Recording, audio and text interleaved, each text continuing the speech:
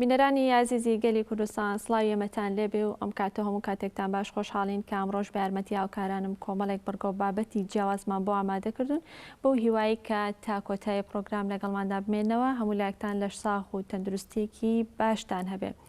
عزیزان لە پرۆگرامی ئەمڕۆماندا هیچ میوانێکمان نییە لە ستۆدیۆ بەڵکو چەند بڕگۆ بابەتێکی جیاوازمان هەیە و ڕاستەوخۆمان دەبێت لە شار و شارۆچکەکانی کوردستانەوە و تەنانەت عێراقیشەوە کە زانیاریەکانی ڕۆژمان بۆ دەگوازنەوە. لەگەڵ ئەوەی کە زانیاریەکانی ڕۆژ بۆ ئێوە دەگوازینەوە هاوکات ئەمڕۆ کە 31 یەکە ساڵیادی شەهیدبوونی دوو کەسایەتی مەزنەکە ئەویش شەهید ئارام و شەهید لیوا حسێن مەنسوورە. کە شەهید ئارام شاسوار جەلال سەعیدە کە ناسراوە بە شەهید ئارام لە ساڵی 1970 لە ڕۆژێکی وەکەم ڕۆژە کە 43 ساڵ تێپەڕ دەبێت بەسەر شەهیدبوونەکەیدا و لە تەمەنی 31 ساڵیدا شەهید دەبێت. شاسوار جەلال سەعید کە هەروەکوتم ناسراوە بە شەهید ئارام کە یەکێک بۆ لە دامەزرێنەرانی کۆمەڵی ڕەنجەران لە کوردستان و لە هەمان کاتدا لە ساڵی 1975دا لەگەڵ ئەوەی کە ساڵیادی یاخود یەکێتی نیشتیمانی کوردستان دامەزرا شەهید ئارام ڕۆڵێکی بەرچاو ڕۆڵێکی سەرەکی هەبووە لە دامەزراندنیدا و دواتر لە ساڵی 1970 هەڵدەبژێرێت بە ئەندامی مەکتەبی سیاسی یەکێتی نیشتیمانی کوردستان. ئەمڕۆ ساڵیادێتی و دواتر پەیاملێرانمان لە گوندی تەنگی سەرەوە کە لەو شوێنەدا یاخود لەو ڕۆژەدا و لەو شوێنەدا شەهید کراوە لەگەڵ ئێمەدا ئامادە دەبێت. پەیاملێرمان زانیاری زیاتر لەسەر ساڵیادەکە بۆ ئێمە دەگوازێتەوە. لە هەمان کاتیشدا هەروەگوتم کە شەهید لیوا حسێن مەنسوور کە ئەمڕۆ 7 ساڵ تێپەڕ دەبێت بەسەر شەهیدبوونیدا و لە 31 ساڵی 2015دا شەهید کراوە لە ناوچەی کەرکووک کە ئەمڕۆ ئەویش ساڵیادی دەبێت و پەیاملێرانمان ڕاستەوخۆمان بۆ دەکەن و زانیاریەکانمان لەسەر ساڵیادەکەی بۆ دەگوازنەوە.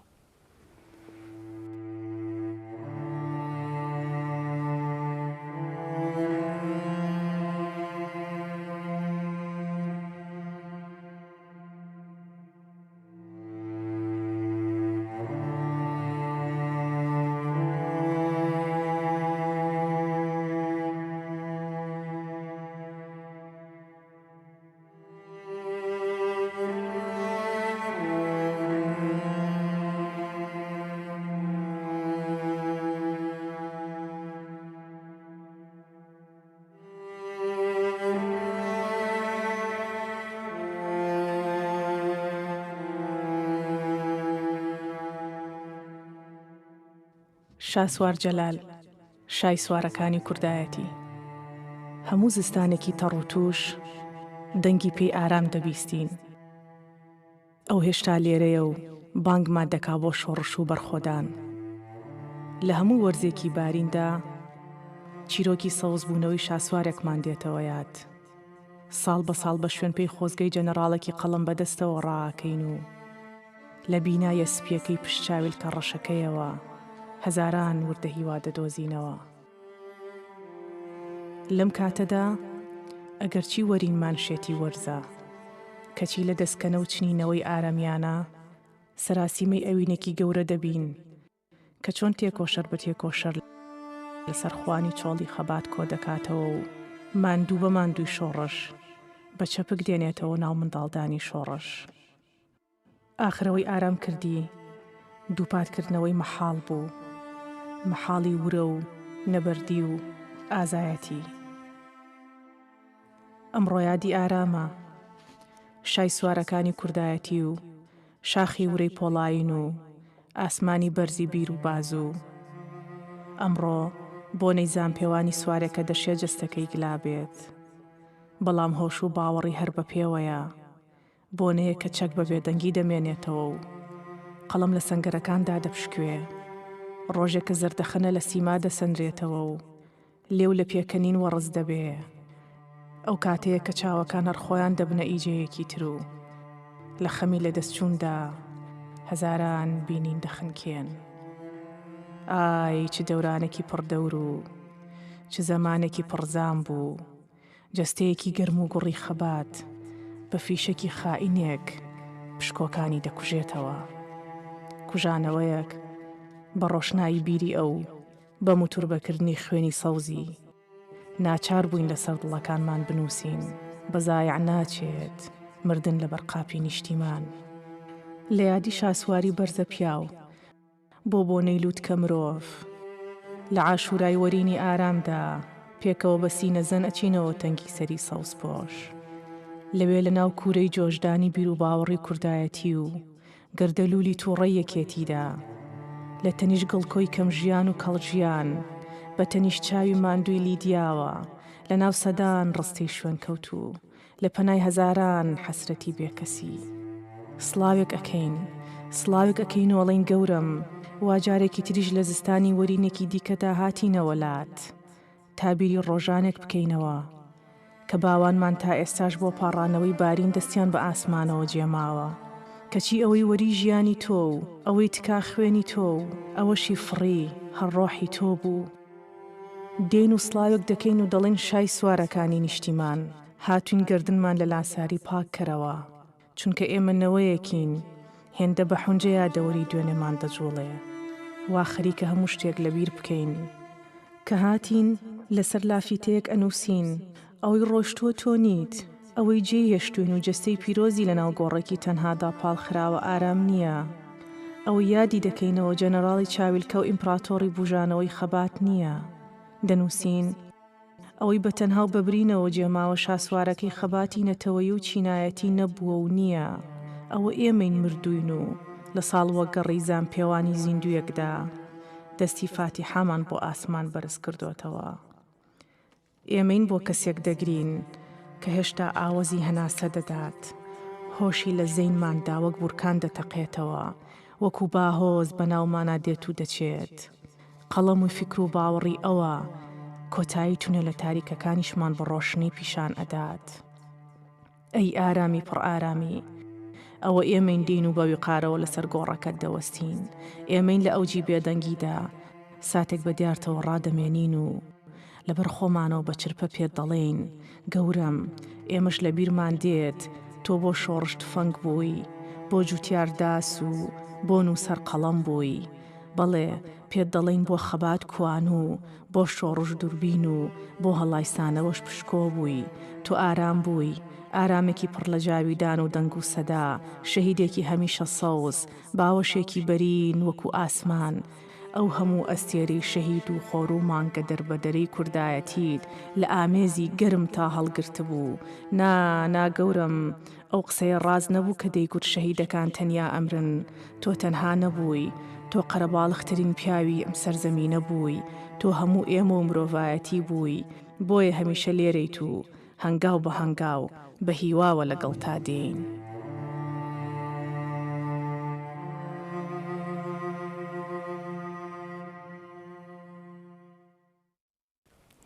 درود بۆ ڕۆحی پاکی شەهید هەرام و سەری ڕێز و نەوازش تا دەنەوێنین بۆ سەرجەم شەهیدانی کورد و کوردستان و لە نێویاندا شەهیدانی کێتی نیشتیمانی کوردستان. هەر تایبەت بە ساڵیادی شەهید ئارام ئێستاش ڕاستەوخۆچینە لای پەیامنێرمان داسیار کە لە گوندی تەنگی سەر لە ناوچەی قەراخەوە کە لەو شوێنەدا شەهید ئارام شەهید بووە.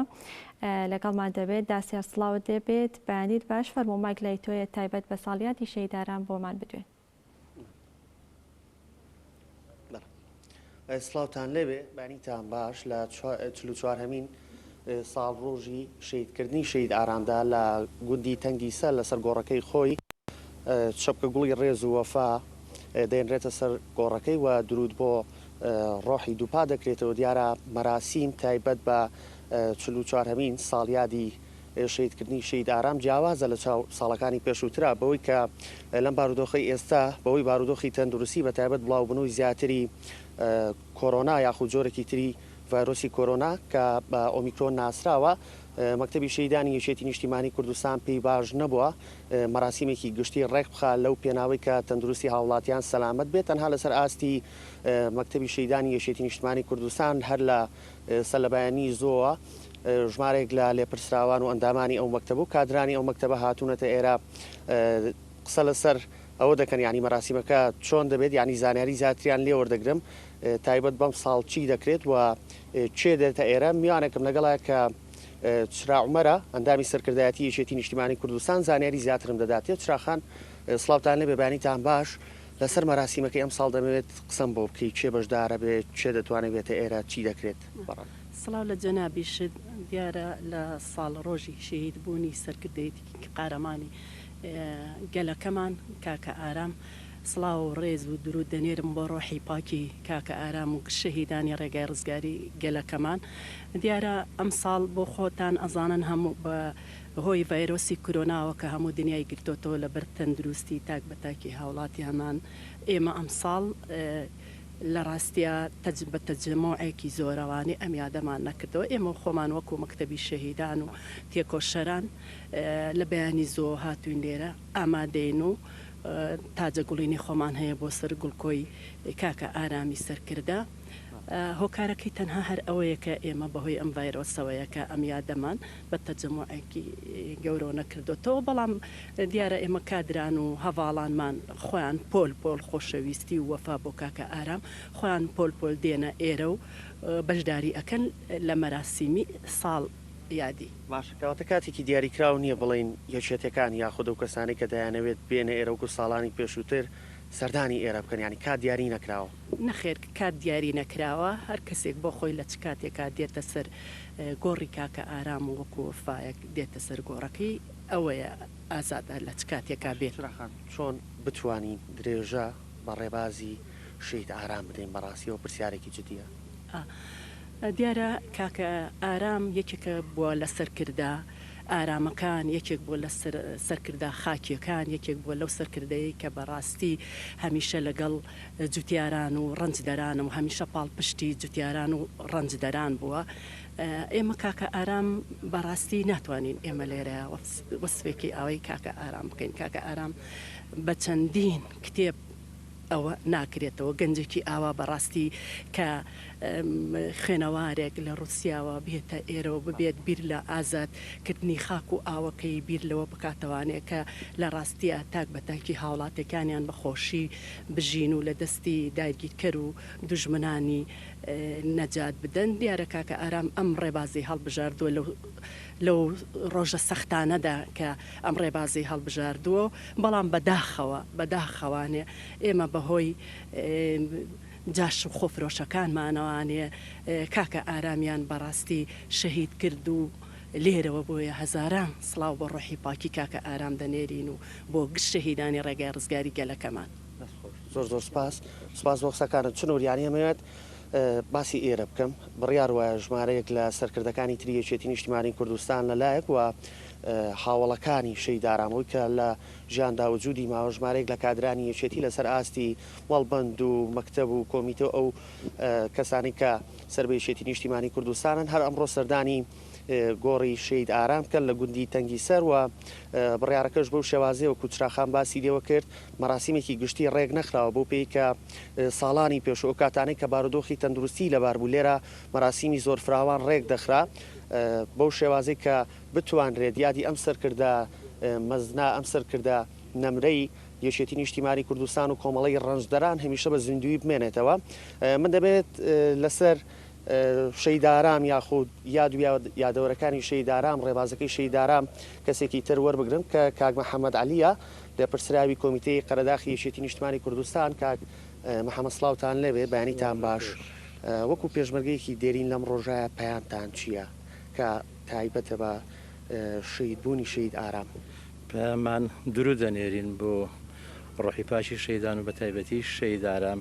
پەیامان بۆ کۆمەڵانی خەڵکەوەیە کە ئێمە درێژە پێدەری ڕێگاکەی شەید ئارام بین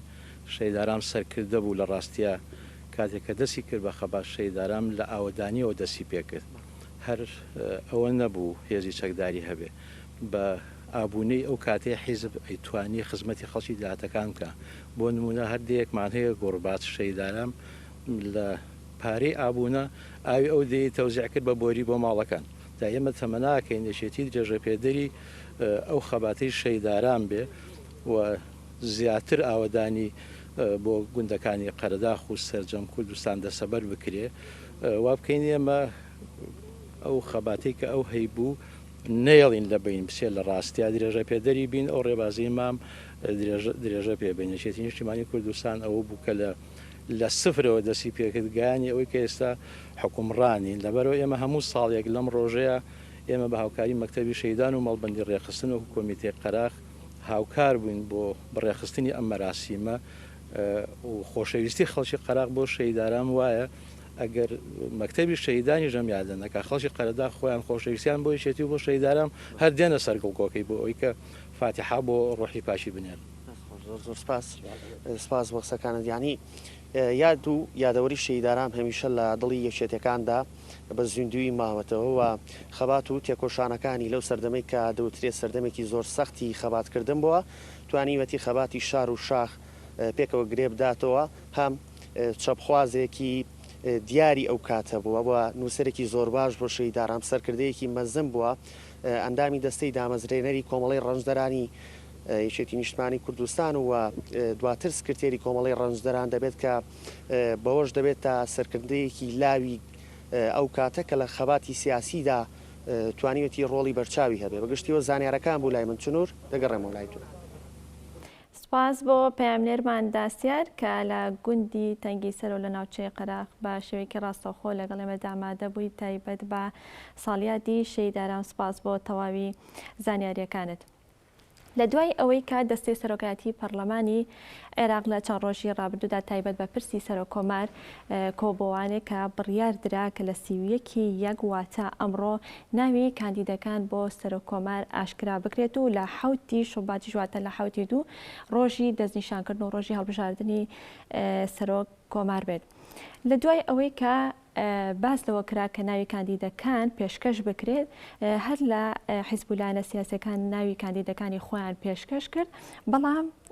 لە ناوەڕاست و خواروی عێراقدا کە ئەمە خۆپیشاندانی لەلایەن هاوڵاتیانەوە لێکەوتوانە و ناڕەزاییان دەربڕی بەرامبەر بە خۆکاندیدکردنی و شێرزێباری کاندیدی پارتی دیموکراتی کوردستان کە بە کەسێکی گەندەڵکار ناوی دەبن. اینجا ئەمڕۆژ خۆپیشاندان لە نزیک دەستگای نەزاها بڕیار وایە خۆپیشاندان ئەنجام بدرێت بۆ وەرگرتنی زانیاری زیاتر لەسەر خۆپیشاندانەکە چینە لای پەیامنێرمان بە مۆشێخانی کە لە بەغدادەوە لەگەڵ ئێمەدا ئامادەیە بە مۆسڵاوت لێبێت بانیت باش زانیاریەکان لەسەر خۆپیشاندانی هاوڵاتیان چین؟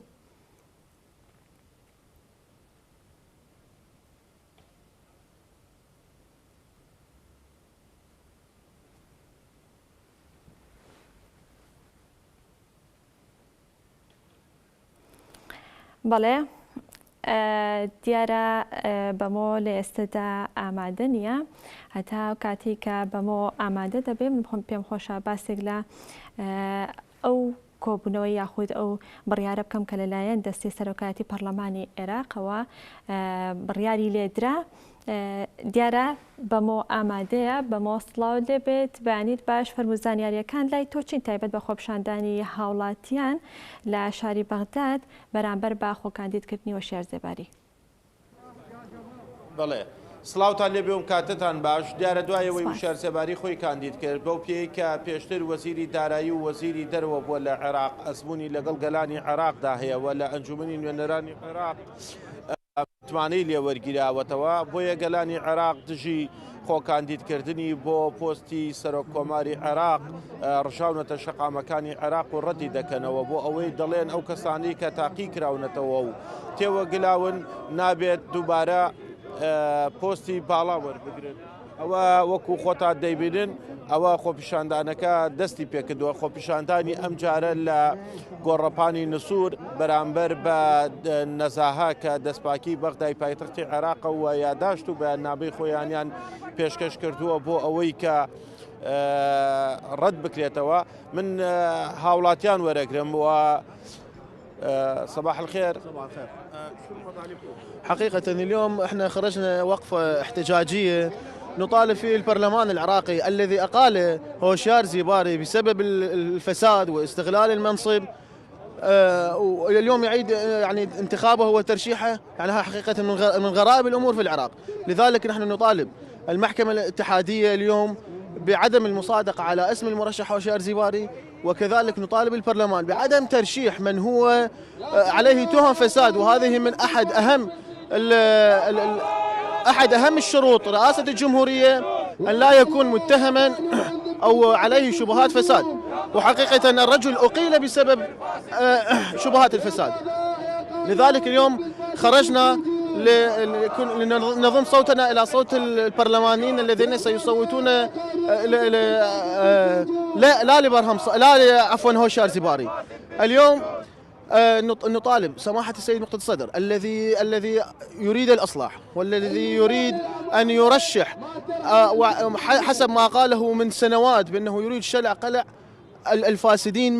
من جذورهم، فكيف اليوم سنعيد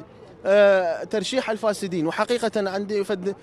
كلام للسيد حاكم الزاملي، يعني حقيقة قبل أيام قال إنه إحنا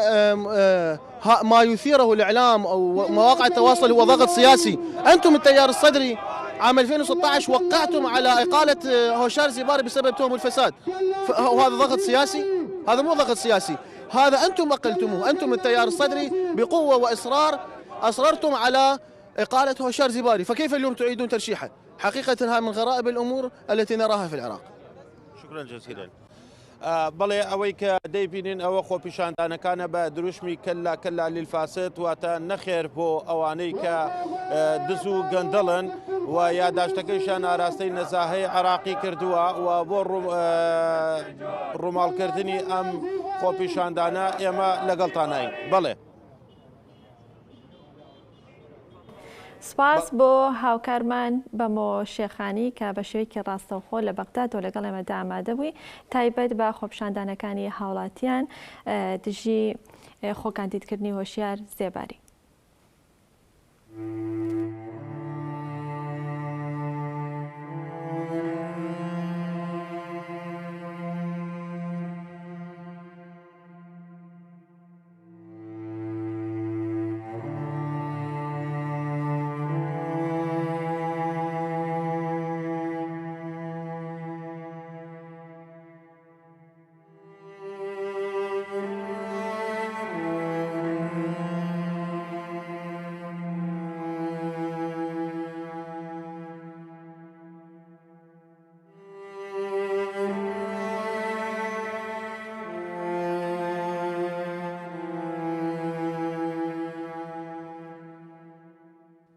شاسوار جەلال،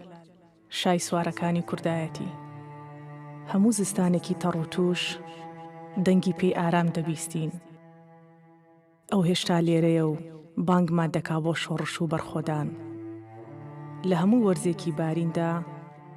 چیرۆکی سەوزبوونەوەی شاسوارێکمان دێتەوە یاد. ساڵ بە ساڵ بە شوێن پێی خۆزگەی جەنەڕاڵێکی قەڵم بەدەستەوە ڕاکەین و لە بینایە سپیەکەی پشتچاویل کە ڕەشەکەیەوە هەزاران وردە هیوا دەدۆزینەوە. لەم کاتەدا ئەگەرچی وەرینمان شێتی وەرزە کەچی لە دەستکەنە و چنینەوەی ئارامیانە سەراسیمەی ئەوینێکی گەورە دەبین کە چۆن تێکۆشەر بە تێکۆشەر لەسەر خوانی چۆڵی خەبات کۆ دەکاتەوە و ماندوو بە ماندووی شۆڕش بە چەپک دێنێتەوە ناو منداڵدانی شۆڕش. ئاخرەوەی ئارام کردی دووپاتکردنەوەی مەحاڵ بوو، مەحاڵی ورە و نەبەردی و ئازایەتی. ئەمڕۆ یادی ئارامە، شای سوارەکانی کوردایەتی و شاخی ورەی پۆڵاین و ئاسمانی بەرزی بیر و بازوو. ئەمڕۆ بۆ نەیزان پێوانی سوارێکە دەشێ جەستەکەی گلابێت،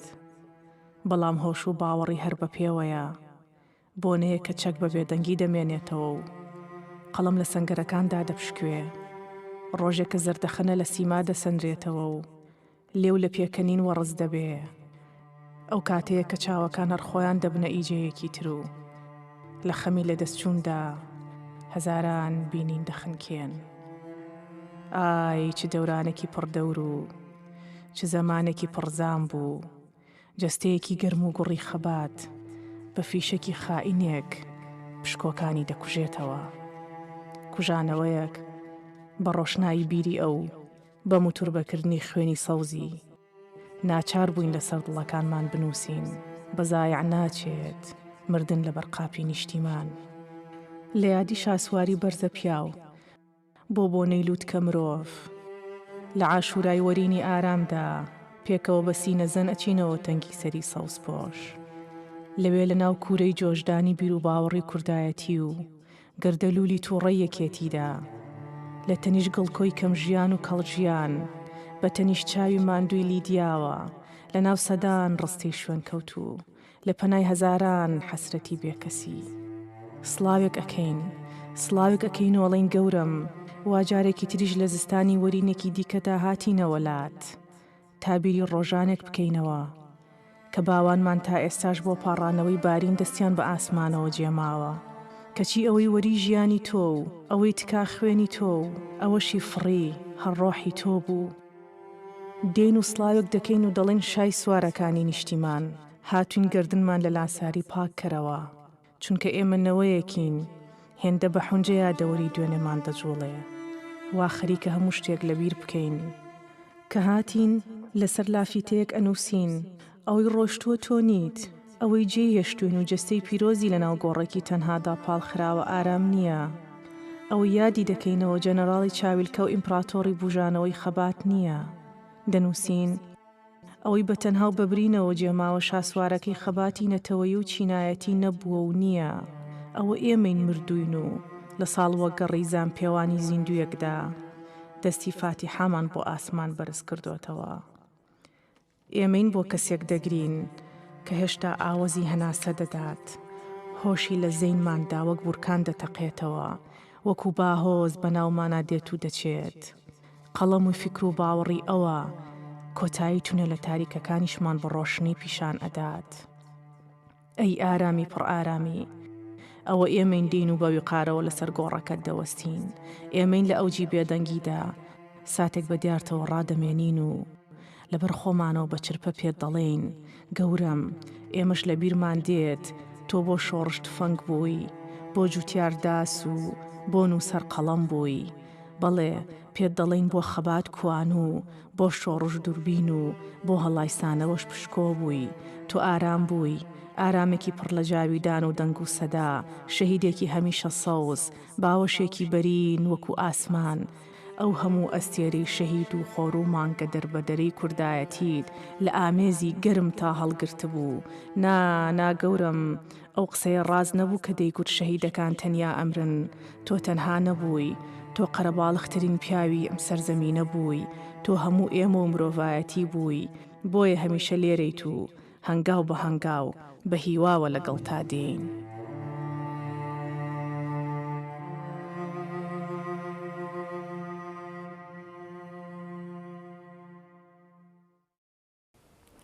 لەگەڵ ئەوەی کە ئەمڕۆ ساڵیادی شەهیدبوونی شەهید ئارامە لە هەمان کاتا و هاوکات ساڵیادی شەهیدبوونی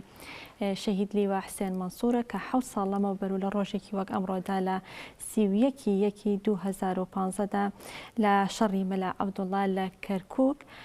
شەهید بوو. اینجا هەر تایبەت بە ساڵیادەکە ڕاستەوخۆچینە لای پەیامنێرمان دەشتی کە لە خانەقینەوە لەگەڵ ئێمەدا ئامادەیە. دەشتی سڵاوت لێبێت، بەیانیت باش، فەرمۆ مایک لای تۆیە تایبەت بە ساڵیادی شەهیدبوونی لیوا حوسێن مەنسوور بۆ ئێمە بدوێ.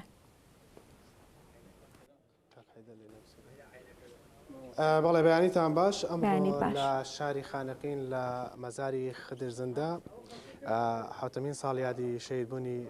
شەهیدی فەرماندا لیوا حوسێن مەنسوور بەڕێوە دەچێت بە ئامادەبوونی کەسوکاری و هاوڕێ و هاوسەنگەرانی کە ئەمڕۆ هەمویان حوزوریان هەیە. پاش نیو ساعتتر لە سەعات دەیتەوە هەمووان لێرە ئامادە دەبن بۆ یادکردنەوەی ئەو کەڵە پیاوەی نیشتیمان کە لە 31/2015 لە گوندی مەلا عەبدوڵڵا لە کەرکووک شەهید بوو. لیوا حوسێن مەنسوور یەکێک بوو لەو فەرماندانەی کە بە درێژایی جەنگی تیرۆریستانی داعش لە بەرەکانی جەنگ بەردەوام بوو تا ئەو ڕۆژەی گەشت بە شەهادەت. من ئەمەوێ بۆ زانیاری زیاتر لەبارەی مەراسیمەکە هەروەها شەهیدبوونی حوسێن مەنسوور کاک حەیدەرم لەگەڵایە. کاک حەیدەر ئەگەر ئامادە بیت بۆ باسێکی شەهیدی فەرماندە لیوا حوسێن مەنسوور بکەنیوە لە نزیکەوە کە دایما نزیکی ئەوان بوون. بەڵێ ئەوەی ڕاستی ئەمڕۆ 7 ساڵ یادی شەهید لیوا حوسێن مەنسوورە. ئەم شەهیدە خوێنی خۆی بەخشی بە ملەتی کورد و بە کوردستان تا دوا هەناسە بە پێوە و شەهید بوو. ئەوەی ڕاستی بێ لیوا حوسێن مەنسوور یەکی لەو پیاوانە بوو، یەکی لەو کەڵە پیاوانە بوو کە شانازیە بۆ هەموو خەڵکی کوردستان حوسێن مەنسوور مڵکی ئێمە نییە ئەوەی ڕاستیبی مڵکی هەموو خەڵکی کوردستانە ئێمەشە لەبەر ئەم یادە داواکارین لە هەموو حزبەکان چۆن ئەو بە خوێنی خۆی پارێزیە کرد لە کەرکووک داواکارین لە کاک مەسعود و لە بەڕێز کاک پاڤڵ و مەکتەبی سیاسی هەر بەو ڕوحیەتە کەرکووک بپارێزن و داوای یەکریزی کورد دەکەین بەڕاستی ئەبێ کورد بە یەکریزی بڕاتە بەغا بە تایبەت لەم ڕۆژانە ڕۆژێکی زۆر حساسە ئێمە وەکو کەسوکاری شەهیدی نەمر داواکارین لیان کەرکووک بپارێزن چۆن لیوە حوسێن مەنسوور بە خوێنی خۆی پارێزی ئێمەشە داواکارین هەروەها ئەوانیش داکۆکی لە مافی کورد بکەن لەو ناوچانە. بەڵێ کاک حەیدەریەوە وەک دیارە کەسی نزیکی لیوە شەهید حوسێن مەنسوورن چۆنیەتی شەهید بوونەکەی لەو کاتە ئێوە کەسە نزیکەکانی ئاگدار بوون ڕۆشتنی بۆ کەرکووک شەهید حوسێن مەنسوور کە یەکێک بوو لەو فەرماندانەی بە درێژایی جەنگی تروێستانی داعش جەنگاوە ئێستاش ئەبینین جمو جوڵەکانی تیرۆریستان بەردەوامی هەیە داواتان چیە لایەن حکوومیەکان کە بە پاراستنی ناوچەدا بڕاوەکان کە شەهید لیوە حوسێن مەنسوور خوێنی خۆی بەخشی بەم ناوچانە بەڵێ ئێمە ئەوەی ڕاستی بێ من بیرمە کە ئاخر ڕۆژان لە شاری خانەقیم بوو کە شەڕی ئێرەتەوە بوو شەڕی تەبجوو جەلەولا و سعدیەتەوە بوو ئەنجا و کاتە ڕۆیشتەوە بیرم دی ئاخر جاروتی دوای سەری ساڵ ئینشاڵڵا کەرکووک ئەبێ کۆنتترۆل بکرێ دەوروبەری کەرکووک لەبەرەوە مەترسی لەسەر شاری کەرکووکی خۆشەویست نەمێنێ ئیتر ئەوە بوو بەداخەوە گیانی خۆی بەخشی ئێمەشە داواکارین ئەوەنەی تر سنگەرەکانی پێشمەرگە تون دوتۆڵ بکرێ خزمەت بەهێزی پێشمەرگە بکرێ لەلایەن وەکو سوپای عێراقی لێ بکرێت لەسەر ئەم حکوومەتی تازە داواکارین لە حکوومەتی کوردی کە داکۆکی لەسەر هێزی پێشمەرگە بک و جێگیری بکە لە دستوری عێراقی لەلایەن تەجیز و لەلایەن معاش و مخصصاتی پێشمەرگە. بەڵێ زۆر سپاس کاک حەیدەر کە لەگەڵماندا بووی بەڵێ هەروەک دیارە ئەمڕۆ حوتەمین ساڵیادی شەیدی فەرماندە لیوە حوسێن مەنسوورە لە مەزاری خدرزندا دیارە هاوڕێ و هاوسەنگەرانی و کەسوکاری لێرە ئامادە دەبن مەراسیمەکە لەلایەن بەشی ڕاگەاندنی مەڵبەندی هەشتی ڕێخستنی خانەقینەوە ڕێکخراوە ئەلبەتە دیارە مەسئول لێپرسانی مەڵبەندی خانەقین وتاری دەبێت و کەسوکاریشی وتاری دەبێت لە کاتژمێردا مەراسیمەکە بەڕێوە دەچێت. بەڵێ سپاس بۆ پامنێرمان دەشتی کە بەشەیەکی ڕاستەوخۆ لە خانەقین و لە مەزاری خدرزندەوە لەگەڵ ئێمەدا ئامادەبووی تایبەت بە ساڵیادی شەهیدبوونی لیوە حوسێن مەنسوور. بەڵێ ئەزیزان ئەچینە لای یەکێک لە بڕکەکانی بەرنامەی ئەمڕۆمان کە هونەرێکی بەرگریە کە هونەری بەرگری یا بڵێ تیمێکن هونەری بەرگری نینجا یا بڵێ وەرزشی نینجا ئەنجام دەدەن مەشق و ڕاهێنانەکانە لەنەو بەفردا ئەنجام دەدەن لە پێنجوێن هاوکارانمان لەو بارەیە بابەتێکیان بۆ ئامادەکردن با بێکۆ بینەری بین.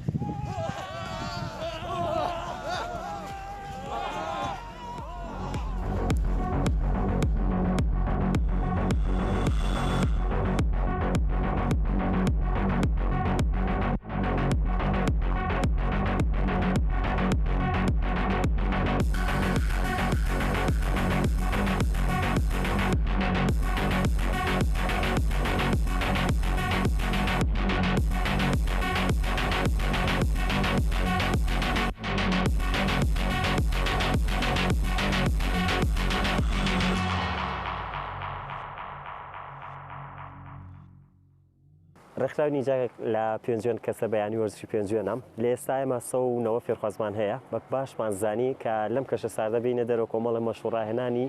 ناوم بەفرە بکەین وەک دەزانم پێنجێن یەکێکە لە هەرە شوێنە ساردەکانی بەشی عێراق ئیتر ئێمە چەندی ڕاهێنانمان هەیە لە وەرزەکانە کە هەر لە چوار وەرزێکە تایبەتی خۆی هەیە لە وەرزی پاییزا کە باوگژەگەژی زیاتر هەیە ئێمە خۆمان ڕاهێنانەکەین لەو باوگژەگژە و فێرخوازی ڕاهێنین لەگەڵەوە کە ڕوبەڕووی ئەم سەختیانە بێتەوە و لە هەرە سەختیەکانی وەرزەکانە سەرمایە ئەمان فێرخوازانە غەیری سوودەکانی سوودی سەرماکە بە جەستەیانە گەیەنین ئەمانەوێ وایان لێ بکەین کە ڕوبەڕووی ئەم سەختیانە ببنەوە و بتوانن زاڵ بن بەسەر هەموو بربەسەکانی ژیانیانە مەرج نییە تۆ تەنها لە ڕاهێنانە ئەم ڕاهێنانە وەرزە ساردە بکەن و بڵێن ئێمە تەنها لە ڕاهێنانەکانە سەرکەوتوو بین وایان لێ یەکەن کە ئەم فێرخوازانە سەرکەوتوو بن لە ئیشەکانیانە لە مەکتەبیانە لە کار و کاسبیانە بتوانن بەرەنگاریم سەرمایە بن و سەرماش هەر وەک وەرزەکانی تر ئاساییە تەنها بیرکردنەوەی مرۆڤەکان دەورە بینە لەسەرەوەی کە ئەم وەرزە زۆر بە سەرمایەکی وان نەزانێت کە بڵێ من پێمە دەرەوە تووشی نەخۆشی نەبێ ئێمە چەندین ڕاهێنانیشمان هەیە و توش نەخۆشی نەبووین و زۆریش باش چێژی زیاتر هەیە بۆ جەستا ئێستا ئێمە هەر وەرزێک تایبەتی خۆی هەیە لا سەرما ئێمە چەندین سوودمان داناوە لە تۆڕە کۆمەڵایەتەکان لە پەیژەکانی خۆشمانە یەکێک لە سوودەکانی ئەوەیە کە یاریزان دڵخۆشەکە زۆرینەی کاتەیە کە مرۆڤ ئێمە فێرخوازەکان کە یەنە لامان زۆرینیان بێت تاخنجن بەڵام کە پەیوەندیەکە بە وەرزش خۆی دڵخۆشیەکە بەڵام بێتە سەرما زیاتر دڵخۆشترە بێت لەو ڕاهێنانەکان نەخێت لە هەر وەرزەکە ئێمە شێوازی ڕاهێنانمان جیاوازە هەتا لە زستانە ئێمە مەرج نییە تەنها ڕاهێنان لە ناو بەفرا بکەین پارساڵ ئێمە چوینە دەرەوە چین بۆ گۆڵێ لەوێ مەلەمان کرد لەو وەرزە ساردە کە خەڵک مەسەن نەیەتوانی بێتە دەرەوە و یان و ساردە ئێمە مەلەمان کرد لە گۆڵەیە کە خۆ دەزانی لە هاوی نیشا بڕێت ئاوی گۆڵێ ساردە و بە سەرمایی خۆی هێشتوێتەوە لە زستان ئێمە توانیمان مەلە بکەین زاڵبین بەسەر و بەربەسا ئەم ساڵیش بە باشمان زانی بەفرێکی باش باریوە لە پێنجێن بە باشمان زانی بین ئەم ئێرە و سوودمەند بین لەو بەفرە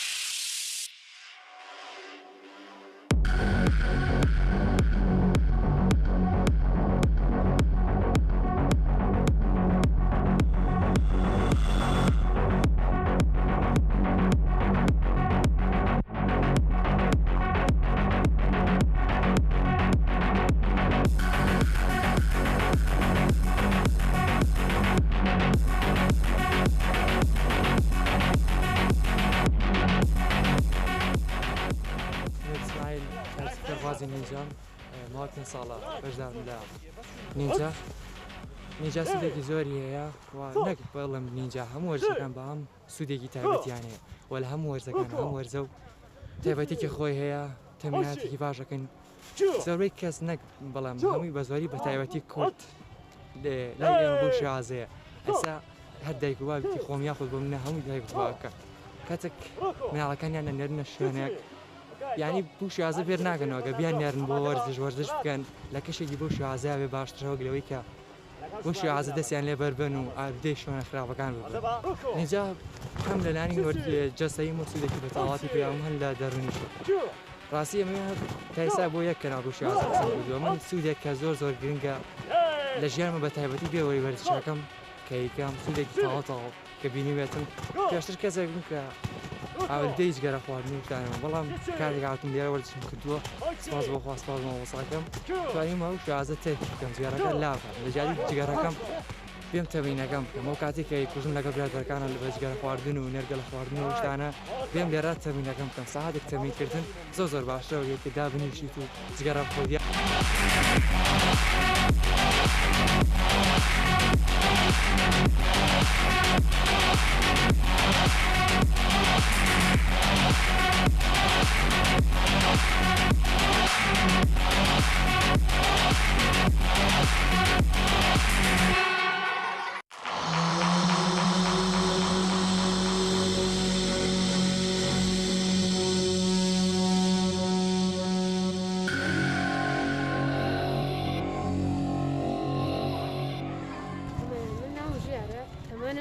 ساڵە دانیشتوی پێنجێنم بەڕاستی اینجا جەستێ زۆر بێزەکات تانەیتە ناویەوە نازانی چۆنە ئەم هونەرە بەڕاستی چێژێکی زۆر وا بۆ ساڵ و نیوە بچێت باش کە تەمرینەکەم گەرمە خۆش گەرم دەبێتەوە.